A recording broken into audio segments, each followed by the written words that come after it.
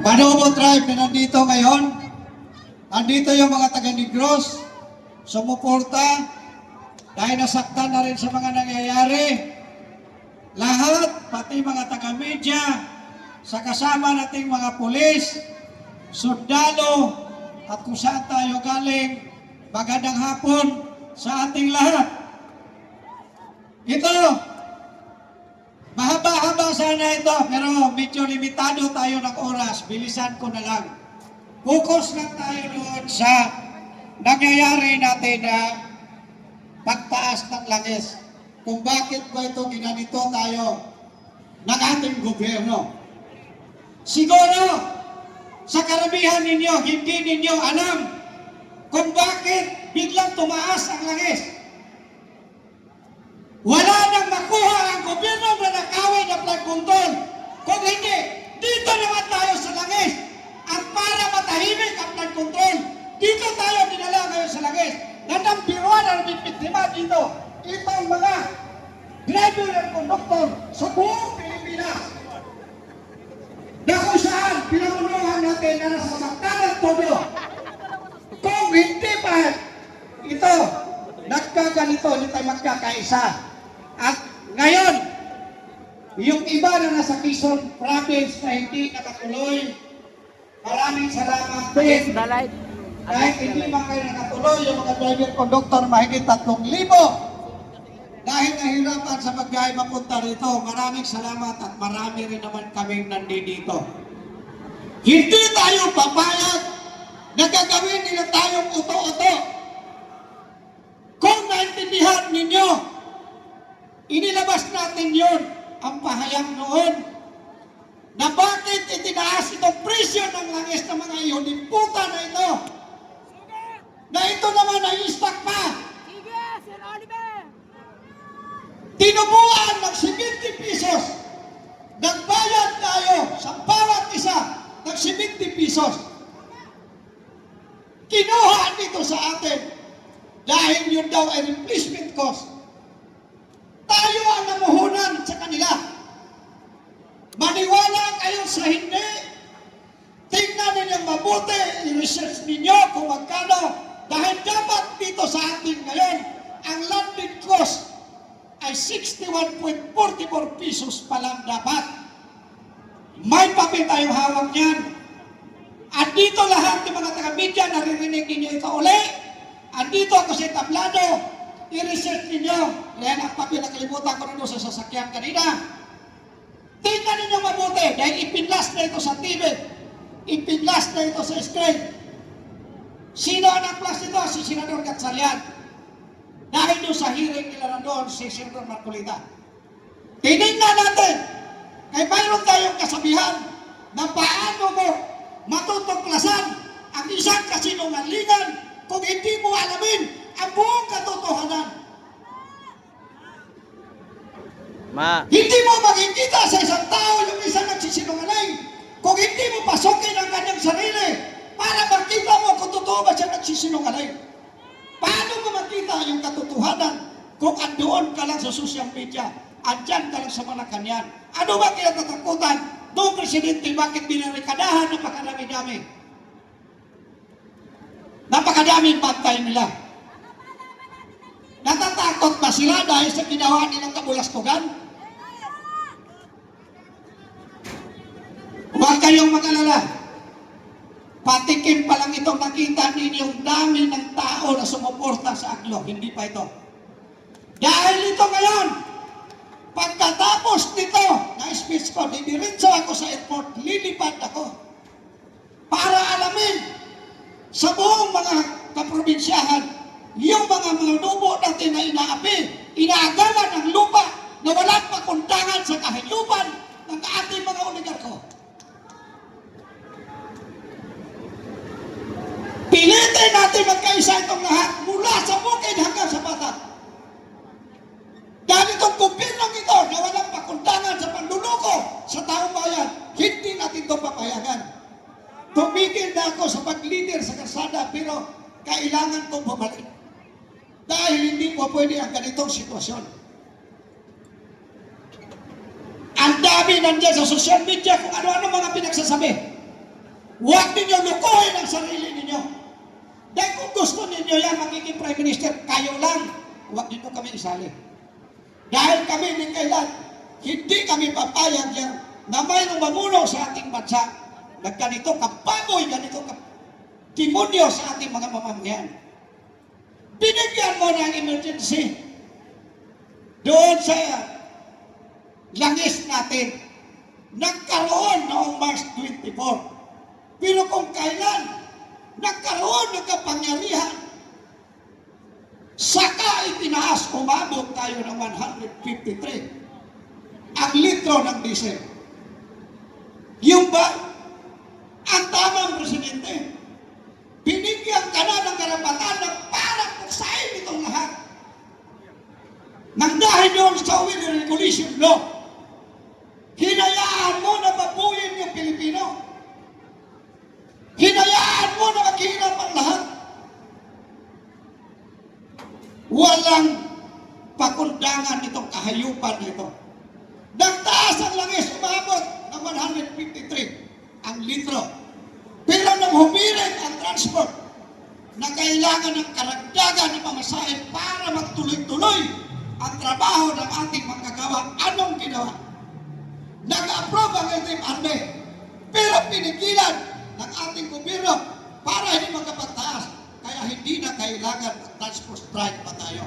Dahil kusa nang tumigil ang mga sasakyan sa kalsada dahil wala ng pambili ng diesel.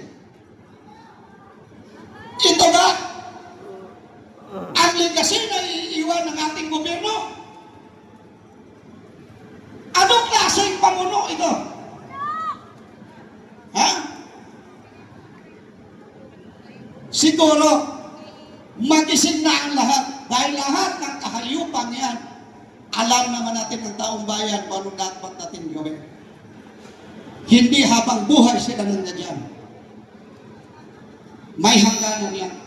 Kaya panawagan ko sa sambayan ng Pilipino. Ngayon pa lang, alamin na ninyo ang buong katotohanan. Huwag na kayo panood yan sa YouTube, sa TikTok para kayo lulukuhin. Dahil hindi kayo dapat maluloko. Dahil kayo mismo, alam ninyo ang nangyayari ngayon. Kung paano kayo binaboy. Paano tayo hinudas. Alam nating lahat. Malapit na ang eleksyon. Alamin ninyo ang buong katotohanan para mapatunayan mo ang kanilang kasinungalingan. Magmula sa barangay captain hanggang pataas. Alamin ninyo. Kasi pag hindi ninyo alam kung ano yung katotohanan, hindi ninyo mapatunayan na siya ay nagsunungaling sa kanyang mamamayan. Maraming salamat at magandang hapon sa atin. Sir Jesse Oliver, mabuhay! Umiinit ba mga kasama? Init! Gusto ba natin lumusob sa Mendiola? Gusto! Ano lang? Sugod na! Gusto! Kaya lang sarado! No, no! Isa ako sa iyo! Sugod na naman! Sugod na! Sugod! Ano lang? Sugod tapos ang video. Kalma lang tayo. No, sugod! Tingnan nyo! Yung bill ng kuryente natin! Oh, mataas! Habang nagaganap ang impeachment ng Moro-Moro sa Suena, ano ang ginawa diyan sa Meralco? Dagdag buwis na naman, putang ina niyan! Tama po ang nila! Marcos resign! Ayan, oh! Wala namang makain sa pamamagitan ng pagnanakaw naman sa kuryente. Tayo naman ang maghihirap. Yung pera na manggagawa sa piling, pinababalik ng Supreme Court hanggang ngayon ay hindi maibalik dahil nandun na sa maleta, tinangay na. Ang mga likapan, nasaan ngayon? Hinahanap ng taong bayan. Kaya po, ang susunod po natin sa hanay ng kababaihan na ngayon ay lumalaban, tumitindig, si kasamang si Mamo. Palakpakan po natin si kasamang Mamo. BBM Edo! BBM Edo! BBM Edo! Wala akong pakialam, basta ito tinuturo ko, resign! Ayop! Tayo na si John Pinto. Puta na! Kung talaga kayo para sa bayan, ilalagdag nyo sa inyo, huwag kayong puro video! Tama, tama. Palakpakan po natin ang hanay ng kababaihan na ngayon tumitindig, lumalaban. Mapagpalang hapon! Paos na si Mamo. Mamo! Pwede ko bang, hi! Mamo! Mabuhay si Mamo! Maraming salamat. Pwede ko bang makita ang mga kamay ng mga kababaihan? Ito! Mga kababaihan! Itaas ang mga kamay! Itong araw ng Labor Day, binibigyang pugay ng mga kababaihan ang mga kalalakihan ng dahil sa kami ay sumasaludo sa inyo dahil kayo mga kalalakihan, you are the head of the families. Kayo ang chief, kayo ang bossing sa loob ng pamamahay sa mga pamilya at kami naman dahil ako ay representante ng mga kababaihan ng maisok. Kami naman ang mga kababaihan na siyang gumagabay sa pamilya, sa mga anak na nagpapalaki. Naglakad ako magmula Santa Cruz dahil yun ay baliwalang sakripisyo sa sakripisyo ng lahat ng manggagawa. Dahil kung walang manggagawa, walang industriya, wala tayong lahat. So, palakpakan natin ang ating mga sarili dahil ang mga manggagawa kasama ng mga kababaihan ang siyang tunay na mga bayani ng ating komunidad, ng ating pamilya at ng buong Pilipinas. So, palakpakan natin PRRD Duterte, bring him home! Bring him home! Bring him home! Bring him home! Bring him home! Dahil kung natatandaan ninyo, ang labor sector, ang mga OFWs, yan ay tunay na minamahal ng ating tunay na presidente ng Pilipinas, si PRRD President Rodrigo Roa Duterte na ngayon ay ibinigay ang sarili para sa taong bayan at para sa Pilipinas. So, nang dahil medyo kapos na nga ang boses ni Mamo, tayo dito ay gumagawa ng sarili nating way, ang ating pamamaraan para makiusap sa ating administrasyon. Oo, alam ko, galit na tayo. Pero alam niyo ba na merong mas malakas na paraan kung paano natin ayusin ang tawag doon, transformation of this government. Alam niyo ba? Gusto niyo bang malaman? Itaas yung mga kamay kung gusto niyo malaman. Hindi ko nakikita yung banda dyan. Taas ang mga kamay. Sasamahan niyo ba ako? Alam niyo ba?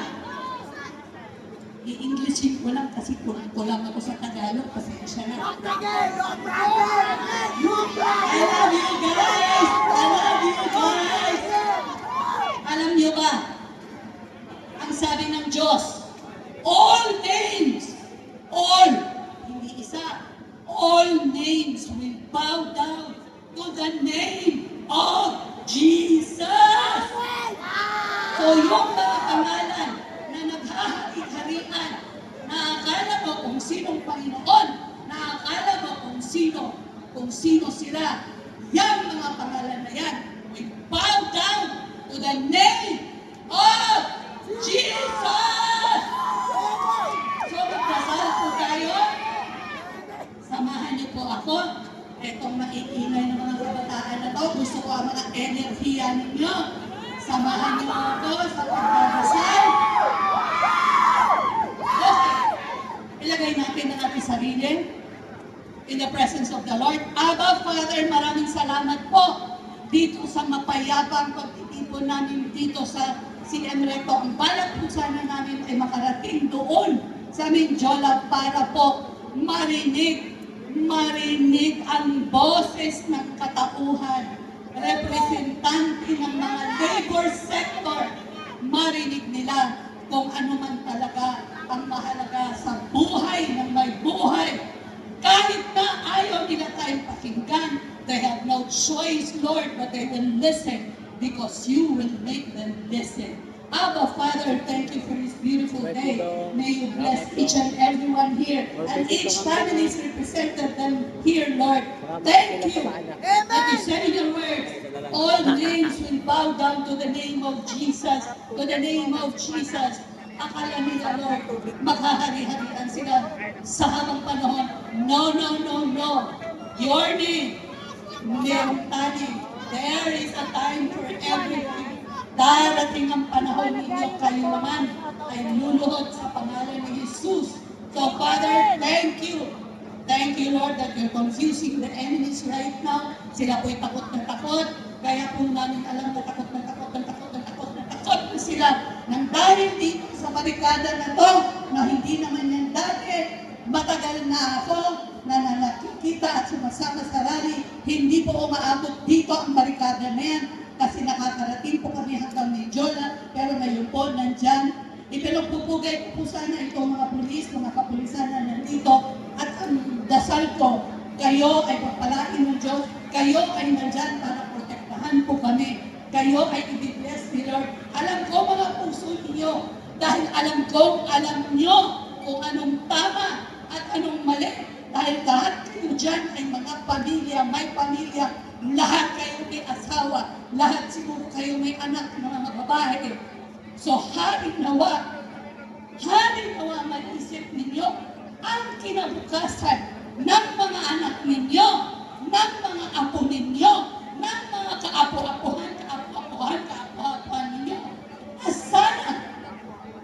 Sana ay tumigil na ang pagnanakaw at panganakawan para nang sa ganon ang mga anak-anak natin, mga kaapo-apuhan ay meron pang matitirang, meron pang kayamanan na makukuha sa tamang panahon. So Lord, thank you. May you bless us. May you hover your spirit all over us today and every day of our lives. Lord, your name be praised. Kung sa akala nila, Lord, talo kami, hindi po. You will never know. Hindi nyo alam ang pamamaraan ng Panginoon. God is a God of many surprises. And God is a God of order. So God will order your lives, our lives. This administration will be ordered. Will be ordered. Will be ordered. In Jesus' mighty name. And everybody says, Amen and Amen. Magandang hapon sa inyong lahat. Salamat po sa inspirasyon na gabay natin na sinasabing ng kababaihan. Para po magpakilala mula po sa Mindanao, bumababa na rito sa Kanayunan ang magpapakilala po si Sultan Muhammad Sarif. Yan na. Yan.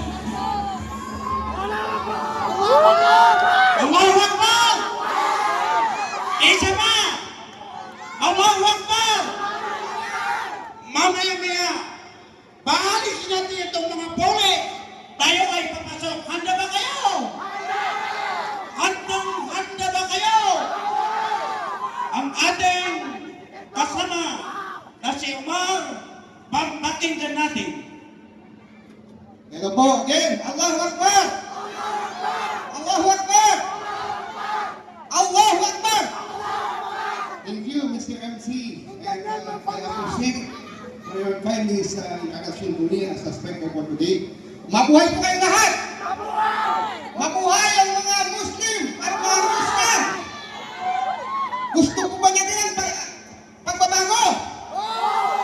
Alam po natin, ang mga pulis diyan sa likod, lahat-lahat po ang nandito! Pati mga pulis! May mga anak yan at saka gusto nila ang tunay na pagbabago. Tama! Opo! Tama! Lahat ng mga kapatid natin na mga nandito ngayon, mga minamahal kong kababayan, nandito po kami from Lanao del Sur. Yung hindi po nakakakilala sa akin, nung dinala sa tahig ang ating pinakamamahal, ang kaisa-isa po natin pinakamamahal, ang ama ng sambayanang Pilipino. Isa po ako, isa po ang aking uncle na graduated City New York Marawi na nagtanggol, pumunta sa Villamor Erbil para harangan ang hindi dapat ang pag-aaristo sa ating pinakamamahal nating ama ng sambayanang Pilipino. Magkaisa po ba kayo? Pwede po ba? Muslim na o Christian? Nandito po kami, mga kapatid niyo Muslim. Kaisa niyo po, kaagapay niyo po, para sa tunay na pagkakaisa ng sambayanang Pilipino. Tama! Allahu Akbar! Allahu Akbar! Gusto niyo pala maibalik ang Duterte administration? Gusto niyo ba? Walang mo, gusto niyo ba? Alam po natin, pati mga pulis, huwag kayong magalit sa akin. Gusto niyo ang tunay na pagbabago. Lahat po tayo, lahat ng government agency sa buong Pilipinas. Kaya huwag natin, ilabas natin ang sama ng loob natin sa anong klaseng administration na to. Yung hindi po nakakakilala sa akin, palinsa na po kayo dahil Muslim ako. Panatag ang pagmamahal namin sa sambayan ng Pilipino. Ako po si Sultan Omar Sharif. I was former Manila Golden Moles and Cultural Center Administrator during the time of my beloved Tatay Digong. Allahu Akbar! Allahu Akbar! Mabuhay ang ating susunod na Pangulo ng Republika ng Pilipino. Ate Sara! Sara! Sara! Sara! Thank you very much. Assalamualaikum. Mabuhay si Sara! Salamat po, Sultan. Mga kasama, araw po ng paggunita ng International Labor. Alam po natin sa hangin mga magagawa, grabe na ang krisis na nararanasan natin. Motor, angkas. Lalo po sa hanay ng transportasyon, yung pagbulusok, yung pagtaas ng presyo ng langis, bigla pong nagkaroon ng reduction of 14 days ang mga driver, konduktor, at ang mga mekaniko, dalawang araw ang pasok ng mga manggagawa natin. Yan po ang pinagmamalaki ng administrasyon. Ang 5,000 ayuda na ibinibigay na meron pang nagbuwis ng buhay bago matanggap yung ayuda na 5,000, pinahihirapan ang mamamayang Pilipino. Yan ang pamana sa atin ni BBM. Ipagmamalaki niyo ba yung pamana na yan na mayroong nagbuwis ng buhay dahil daan sa ayuda? Kaya po, ang pag-asa ng mga manggagawa, ng mamamayan, tinatawagan po natin ang kabataan, si Christian mula sa DRS. Palapakan po natin si kasamang Christian. sa ating mga bayaning manggagawa. Magandang hapon din sa ating mga kabataan na tumitindig at lumalaban sa maling pamamalakad ng administrasyong ito. Magandang hapon din sa mga kapulisan. Meron lang akong kailangan makita sa inyo. Matagal ko na siyang hinahanap. Ba't hindi nyo ilabas ngayon si Remulla? Palabasin nyo, patayuin nyo sa container nang malaman at marinig niya kung ano talaga ang hinaing ng bawat Pilipino. Tama, tumayo ulit siya doon. Ngayon, tayo ay nagtitipon-tipon dahil sa ating kalakaran na tayong manggagawa ay bayani. Totoo yun, bayani kayo. Nagsakripisyo kayo para sa pamilya nyo, para sa bayan nyo, at hindi lang yon, kayo rin ang nagpapalamon sa mga nakaupo sa Malacanang. Mas marami pa silang pinag-usapan sa loob ng Congress. Wala namang nangyayari. Patuloy kayong naghihirap, gumagapang, dugot, pawis, pati buhay, inalay, para lang sila'y may makain habang sila'y nag-uusap at walang katuturan. Ang dami nilang nilalabas na issue. Araw-araw may gusto silang palabasin. Araw-araw may gusto silang ituro. Pero ano ang nangyayari pagkatapos? Pilipino ang gutom, walang solusyon na nagawa. Sana naman, ngayong nandito tayo, ipakita nyo kung ano talaga ang tapang ng mga manggagawa na palaging pinapahirapan ng mapangsamantalang gobyerno. Alam ko, hirap na kayo kay lubog ang panga. Nasobra na nakakasingot ng tawas kaya nagkakaganyan. Mas madami pang gustong ibulsa kasi mahal ang kuhanan. Ngayon, gusto nyo impeach si BP Sara? Ayaw nyo impeach si BP Sara, pero itong mga lokong to gusto. Wala naman kayong mahanap, nagsayang kayo ng oras at pera ng taong bayan para lang i-impeach yung taong alam nyong magpapakulong sa inyo.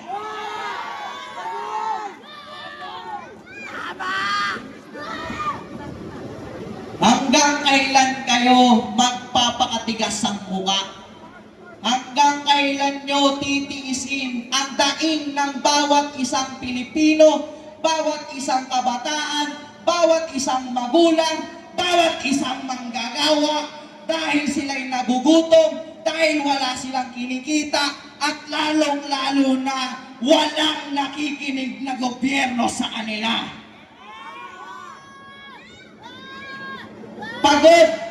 Pagod na ang gobyerno. Bingi na nga ata Kulang na lang, kuha kayo PWD nyo card. Para mayroon kayong mga discount habang pinupulsa nyo ang pera ng taong bayan. Lakas ka magbarikada, kala nyo naman susugurin kayo hanggang Malacanang. Takot na takot, mag-impake na kayo, sabay lipat. Maraming salamat sa inyo. Ngayon, ang gusto ko na lang sabihin sa inyo, ituloy natin ang laban na ito hanggat hindi tinatanggal ang ibat, ang bat, at hindi bumababa ang langis, hindi babalik sa normal na pamumuhay ang tao. Sana'y patuloy na magkaisa ang mga Pilipino. Inaasahan tayo ng isang totoong bayaning manggagawa rin natin, kundi si Vice President Sara Duterte. Siya ay isa sa mga totoong manggagawa dahil siya ay may pakialam sa Pilipino, may pakialam sa paligid, at unang-una pa sa lahat, siya ay kayang magpakita kahit binabatikos ng buong Malacanang. Kayong mga pinagbibintangan pa lang, nagtatago na. Ang hilig niyong sumagot, ang gusto kailangan niyong ibigay, ayuda. Hindi ayuda ang hinihingi ng mamamayang Pilipino. Kung hindi, solusyon nyo. Gamitin nyo ang utak nyo. Ang dami nyo sinasabing may tinapos kayo, pero ilang araw na, ilang buwan na, ilang taon na, hanggang ngayon, ang daming naghihirap na Pilipino.